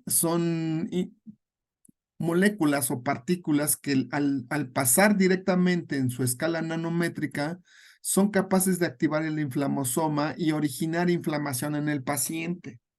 Por eso el sistema no permite que estos cristales o estas sales estén en plasma y el riñón las está elimina y elimina y elimina al principio en orina. Ese sería como el evento más temprano que pudiera hablarme de que el individuo tiene un potencial riesgo litogénico. Cistina es otro de los que también pueden ingresar y originar enorme daño y estrés reticular, o estrés mitocondrial, o estrés lisosomal, y también te lleva el mismo proceso, ¿no? Aunque este no es tan común de verlo, porque esto normalmente lo vemos en hepatopatías o en un individuo que tiene una alteración genética, ¿no? También son, inductores de inflamación. Y bueno, ya los cristales de fosfatos cálcicos también ya los comentamos, ¿no? Aquí están los oxalatos cálcicos, el ácido úrico amorfo, los cristales de colesterol y los cristales de fosfatos cálcicos. Y vean cómo todos ellos pueden llevar a las células a dañarse severamente, ¿no? Entonces, y lo hacen más cuando están en escalas pequeñas, ¿no? Entonces, los fosfatos cálcicos también en escalas pequeñitas son grandes inductores de procesos de muerte celular, ¿no? Entonces, cuando los vemos así tan chiquitos y tan inocentes, estas células, estos cristales están atravesando a las células y las están enviando a muerte, o al menos les están generando estrés. Estrés en retículo, estrés en mitocondria, estrés en lisosoma. Si la célula es capaz de resistir, no pasa nada, pero si la célula no resiste, la célula puede entrar en una ruta apoptótica. Pero entre más cristales haya, la célula puede entrar en una ruta necrótica. Entonces, estos cristales chiquitos que por muchos años no les hicimos caso, pienso yo, que a partir de lo que nos han ido diciendo los investigadores, y no es una información tan vieja, bueno, tan reciente, van desde el 2017, 2000, bueno, así es muy reciente, 2022, 2017, 2015, ya se sabe que estos cristales chiquitos son grandes inductores de daño a nivel celular. Por lo tanto, vuelve otra vez la pregunta que les hice al inicio. ¿Qué molécula es la que inicia y qué molécula es la que hace evidente el daño?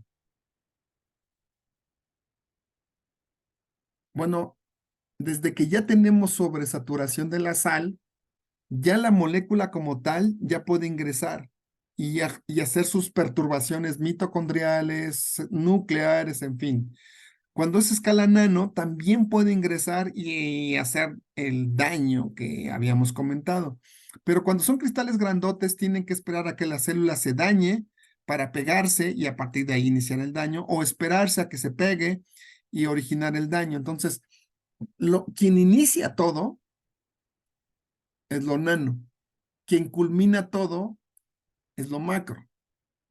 Entonces, ¿quién tiene más sensibilidad de que pudiera haber un daño celular? Lo micro, perdón, lo nano.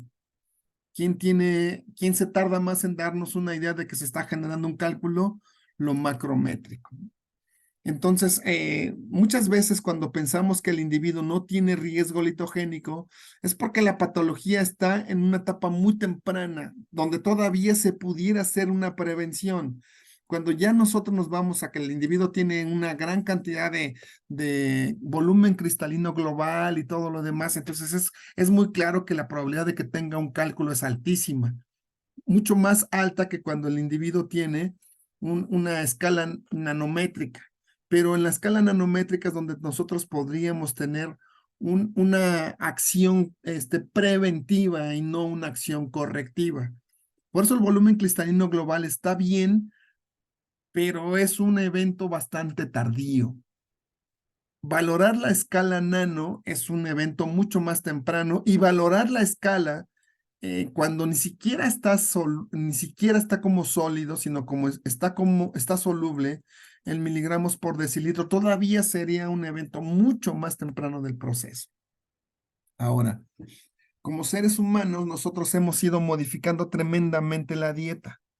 Recientemente hemos agregado una gran cantidad de carbohidratos simples a nuestra dieta y alimentos ultraprocesados, carne ultraprocesada, grasa ultraprocesada o aceite ultraprocesado que me lleva a la generación de grasas trans, ¿no? Y hemos incrementado y abusado del consumo del sodio y hemos disminuido tremendamente el consumo de omega 3 y omega 6.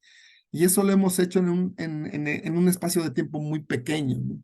Hemos disminuido el consumo de alimentos alcalinos y hemos consumido cada vez más alimentos ácidos y le hemos estado cargando un montón de protones al sistema. Y por lo tanto tenemos que orinarlo y para poderlo orinar necesitamos también agregarle sistemas buffer que conocemos como acidez titulable. Y entonces nosotros empezamos a eliminar un montón de protones, pero también un montón de moléculas buffer y esas moléculas buffer son los fosfatos. Y entonces nuestra dieta ha modificado mucho el proceso y hemos estado eliminando fosfatos, hemos estado eliminando ácido úrico y oxalatos como mecanismos buffer. Muchas veces estos cristales no los veo por el tipo de pH que hay en la orina. Sin embargo, el individuo tiene un montón de protones en la orina y tiene un montón de sales en la orina, pero no los veo cristalizados. Y esas moléculas, tanto los fosfatos como el ácido úrico y como el oxalato, ya tienen la posibilidad de ingresar a las células y empezar al menos a estresarlas en retículo, estresarlas en mitocondria y provocarles muerte apoptótica o una muerte necrótica si la célula tiene aparte otras debilidades. Entonces, el problema es severo porque cada vez tenemos individuos con más sobrepeso y obesidad que cada vez orinan más ácido y que cada vez va a haber más fosfatos, calcio y ácido úrico en la orina de estos pacientes, lo que hace que tengan un altísimo riesgo litogénico. Y entonces en gran parte de nuestra población vemos este tipo de cristalitos chiquitos, menos de una micra, ¿no? Aquí hay un gran aumento, esto sería como un leuco. Son cristales de una micra o menos de una micra, ¿no? Aquí un oxalato monohidratado y aquí un oxalato cálcico dihidratado con escalas nanométricas. Aquí se alcanza a ver un leuco para el tamaño, ¿no? Esta tendría como 10 micras.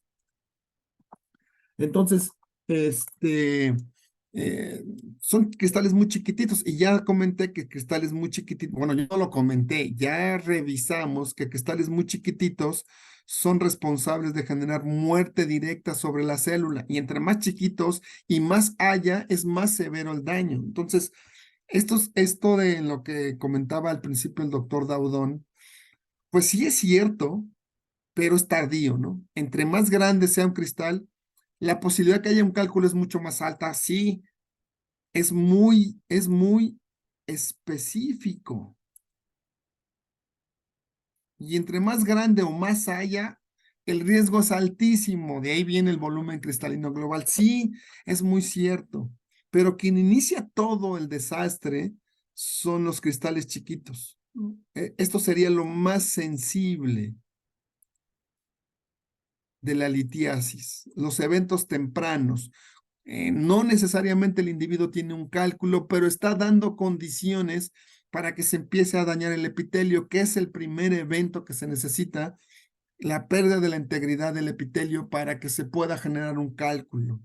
Y entonces no le hacemos caso a los cristales chiquitos, sin embargo tienen un evento muy temprano de la litiasis, que es la muerte de la célula.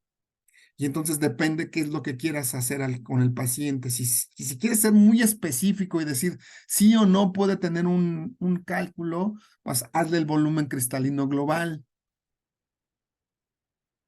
Pero si lo que quieres es predecir y evitar que el individuo no genere un cálculo, haz algo más sensible y entonces empieza a medir miligramos por decilitro de las moléculas, oxalatos, fosfatos, uratos, o empieza a ver que la presencia de los nanocristales y entonces evalúa cuál es la causa por la cual el paciente está generando ese tipo de cristalitos. Entonces, el cristalote es tardío, los cristalitos es temprano, temprano, tardío. Es muy eficiente para determinar que el paciente tiene un cálculo, sí, pero ya es un evento muy avanzado, son patologías que llevan meses o años. Pero cuando empiezas con algo pequeñito, estás muy a tiempo de evitar catástrofes metabólicas y todo lo demás, pero también problemas de cristaluria, ¿no? Entonces, no hay que esperar a ver muchos ni grandotes. Bueno, sí es mucho más sencillo diagnosticar una litiasis, pero la litiasis empieza con cosas pequeñitas, chiquitas, matando a la célula y dando el nicho especializado para que se genere un cálculo. Entonces, sí es impresionante ver los enormes drusas o maclas, pero hay que ir empezando a reconocer la irrelevancia de la cosa pequeña, que es la que lleva el daño por delante que se necesita para que se genere un cálculo. Entonces, ¿para qué esperar a que el individuo tenga cristalotes grandotes que me hagan un diagnóstico muy certero de esto? Yo pienso que no. Entonces, ¿qué es lo que hay que hacer? Bueno, si quieres hacer algo muy especializado, pero que sea de característica preventiva, evalúa en miligramos las concentraciones tanto de los inhibidores como de los promotores. Por ejemplo, si tienes una concentración normal o alta de citrato, estás protegido. Si tienes una concentración baja de ácido úrico en orina, estás protegido. Al revés, si tienes una concentración baja de citrato y una concentración alta de ácido úrico, aunque no veas cristales, ya tienes un riesgo de litiasis muy temprano. No necesariamente tienes un cálculo y lo más seguro es que no tengas un cálculo, pero este desbalance que está bajo el inhibidor y que está alto el promotor, te pudiera llevar a que estas partículas se empiecen a meter a la célula y empiezan a originar estrés celular, mitocondrial, nuclear, lisosomal, aparte generar inflamación y empieza todo el desorden, ¿no?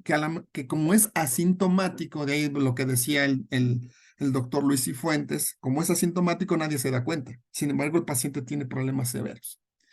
Y ya si lo que quieres es prevenir ya con cristaluria, entonces ve al riesgo de rutina. Tamaño, número, espesor, policristalización, etcétera, etcétera. Y luego, si ya lo que quieres es un paciente con mucha más fineza, que sí tiene un cálculo, ¿no? Entonces ya vete al volumen cristalino global, ¿no? Pero sería como la parte especializada tardía. La parte especializada temprana sería más hacia el miligramo por decilitro que hacia el volumen en micras cúbicas, el volumen cristalino global. Entonces, desde entonces, perdón, ya puse la última imagen, desde entonces, yo cuando veo cualquier cristal, por chiquito que sea, yo ya le pongo al menos riesgo tipo 1 en esta parte, ¿no? ¿Dónde quedó? Acá. Y si veo más, le aumento. Por ejemplo, si veo 20 o 30 cristalitos chiquititos, yo al menos le pongo ya riesgo tipo 2. Digo, no está en ninguna bibliografía, eso yo lo decidí después de leer que los cristales chiquititos son capaces de meterse a la célula y hacerles un desorden, ¿no? Y entonces hay que ver qué es lo que está pasando metabólicamente con este paciente o cualquier otra de las alteraciones que te significaba tener un cristal. Bueno, hasta aquí entonces terminamos la parte del riesgo litogénico, que sería el evento mm, posterior a la cristalización, ¿no? ¿Qué tan grave puede ser la presencia del cristal con la generación de un cálculo en el tracto urinario del paciente? Y entonces les traté de dar el enfoque de qué es lo que hay nuevo y qué es lo que hay viejo y cómo compaginar los dos para hacer un mejor diagnóstico a nuestros pacientes. Y me fui hacia la parte temprana, que es hacer las mediciones en miligramos, y luego la parte temprana, ya desde la perspectiva del cristal, y es importante informar los cristales nanométricos porque son los que inician el daño celular. Y ya cuando tienes volumen, cristales grandotes, ya tienes un riesgo litogénico alto, usando simplemente el microscopio. Y usando otras herramientas ya podrías determinar el volumen cristalino global. Yo no estoy en acuerdo con lo que describen aquí. Déjenme ir hacia lo que decía esta parte. Déjenme, perdón por regresarme tanto, pero aquí dicen el inferior al valor de corte, y aquí tenemos los valores de corte en micras, y hablamos de micras, no hablamos de nano, por lo tanto, todos los cristales chiquititos nunca llegan a esto. Son muy chiquititos para poder, ni siquiera los podríamos medir con el microscopio que tenemos. Y entonces, como nunca van a dar un volumen cristalino global, pues obviamente el riesgo es nulo, ¿no? Sí, pero es el valor más temprano de todo. Y entonces yo no estoy de acuerdo con que los cristales no tengan actividad litogénica. La actividad litogénica no es generar una masa cristalina. Yo pienso que la actividad litogénica es inducir muerte, inducir daño sobre el epitelio, que es una de las cosas que se necesita para que se pegue un cálculo, un cristal al epitelio, y a partir de ahí se genere con el transcurso de los años un cálculo. Esa es una de las cosas que yo pienso que le estamos debiendo al pacientito. Bueno, y esta es otra foto del caminómetro. Abajo esta foto sí ya es algo viejita, debe ser de hace como unos 2 o 3 años, más o menos, ¿no? Y estas son las fotos que vimos hoy. Este es el caminómetro. Abajo la primera foto, este es el mismo lugar, perdón, nada más con diferente acercamiento, vean, es la misma fumarola y todo, nada más que más cerquita. Y esta pues ya la habíamos visto, ¿no? Esta es una foto bastante bonita del amanecer camino a mi trabajo. Bueno, entonces agradezco la atención a el tercer segmento de este módulo. Y bueno, despedimos la grabación. Que tengan muy buen día. Muchas gracias.